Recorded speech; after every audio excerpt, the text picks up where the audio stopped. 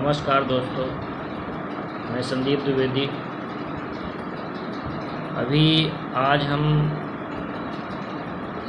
Discuss करना चाहते हैं या बताना चाहते हैं या आप लोगों से डिस्कस करके अपना नॉलेज बढ़ाना चाहते हैं। इस समय पूरा देश या पूरे विश्व में बहुत ज़्यादा डर का माहौल है। और वो डर किस लिए है? क्योंकि इस समय जो हमारे न्यूज़ चैनल या हमारे हॉस्पिटल्स जिस तरह से हमें कोरोना का डर दिखा रहे हैं या कोरोना से जो मौतें दिखा रहे हैं, कोरोना के जो केसेस दिखा रहे हैं, तो उससे सभी लोग बहुत ज़्यादा डरे हुए हैं। जो चीज़ों को डाटाबेस स्टडी नहीं करते, सिर्फ भरोसे पे रहते हैं मेडिकल्स और हमारे न्यूज़ चैनल्स की रिपोर्टिंग पे, उनमें कुछ ज़्यादा ही डर का माहौल हो गया है।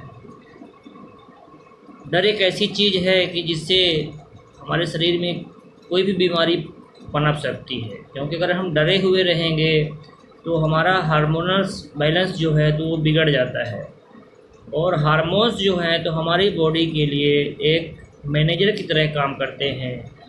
और दुनिया में ऐसी कोई दवाई नहीं है कि जो कि हमारे हार्मोनल बैलेंस को हार्मोन्स को बैलेंस कर सके। हार्मोन्स को बैलेंस करने के लिए हमारा माइंड जो है, हमारी जो सोच है, तो वही उसके थ्रू ही हार्मोन्स बैलेंस होता है। और अगर हमारा परफेक्ट हार्मोन्स बैलेंस रहे तो ऐसा कोई भी डिसीज नहीं है, कोई भी बीमारी नहीं है कि जो कि हमें बीमार कर सके। तो ये न्यूज़ रिपोर्टिंग और जो ऐसा डर की वजह से सबसे पहला जो है तो हमारे हार्मोनल्स बैलेंस को ही डिस्टर्ब किया जा रहा है। अब जब हमारा हार्मोनल्स बैलेंस डिस्टर्ब होगा तो हमारा इम्यूनिटी ऑलरेडी हमारी इम्यूनिटी लो होगी। और जब इम्यूनिटी लो होगी तभी हम कोई भी बीमारी हमें हो सकती है या हम बीमार पड़ सकते हैं। अब सबसे पहले तो जैसा कि जो हमारा मौत का आंकड़ा दिखाया जा रहा है, हम पूरे विश्व की बात बाद में करेंगे, पहले हम अपने भारत देश की बात कर लेते हैं। जैसे कि पूरे मौत का आंकड़ा जैसे दिखाया जा रहा है कि इतने लोग मर गए, 30,000 मर गए, 35,000 मर गए, 13 लाख केस हो गए। तो ये तो हमारा जो भारत में है तो मार्च से चल रहा है, 22 मार्च से लगभग चालू हुआ है और अभी तक चल रहा है। तो अगर कुल मिला के देखा जाए 4 महीने हो गए। तो 4 महीने में ये दिखा रहे हैं कि 13 लाख केस हो गए हैं और 30-35 हज़ार लोग मर गए। अभी हम थोड़ा डाटाबेस जाते हैं कि जो हमारे भारत का जो बर्थ रेट और डेथ रेट क्या है। हमारे भारत का जो डेथ रेट है वो है 7.3 पर 1000 एंड बर्थ रेट जो है हमारा 18.1 पर 1000। तो अगर हम इसको टोटल पॉपुलेशन में के हिसाब से देखें तो मतलब हमारे भारत में लगभग 1 करोड़ लोग हर साल मरते हैं। अगर इसको हम दिन में इंक्लूड करें तो 27 से 28 हज़ार लोग डेली मरते हैं। क्योंकि मरना और जन्म लेना ये तो ऑलरेडी एक प्रकृति का नियम है, वो बंद नहीं हो सकता है।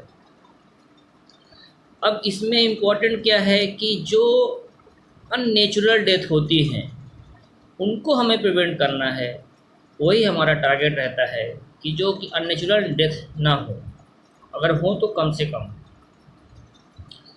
अब इस कोरोना के केस में जैसे दिखाया जा रहा है कि इतने लोग मर गए, तो अभी हम थोड़ा अगर स्टडी करना चाहें कि कोरोना कैसे आया है, कहाँ से आया है, तो जो कि डाटा अवेलेबल है अभी कि ये चाइना से आया है।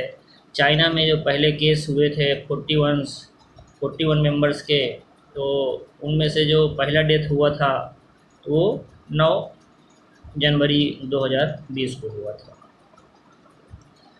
अब जो किसी की वजह से कि कोई सुसाइड कर लेता है या कोई किसी की डेथ हो जाती है, तो उसकी कॉज ऑफ डेथ जानने के लिए जो हमारे पास टूल यूज होता है वो होता है हमारा, जब उसका हम पोस्टमार्टम करते हैं, ऑटोप्सी करते हैं, बायोप्सी करते हैं, उसी से ही मालूम पड़ पाता है कि ये इसका कॉज ऑफ डेथ क्या है, मतलब ये आदमी मर जाने का एक्चुअल रीज़न क्या है, इस तीनों मेथड से ही मालूम पड़ता है।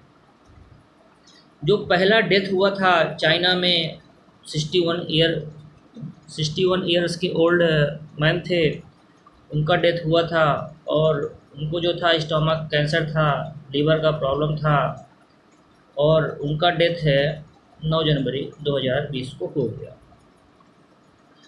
अब अगर उनका जो पोस्टमार्टम है, ऑटोप्सी है, बायोप्सी है, अगर नहीं किया गया तो किस आधार पर बोल दिया गया कि ये डेथ कोरोना की वजह से ही हुई है? ये एक बहुत बड़ा सवाल है, इसका जवाब हमको भी ढूंढना है और आपको भी ढूंढना है। अगर मिल जाए तो आप हमें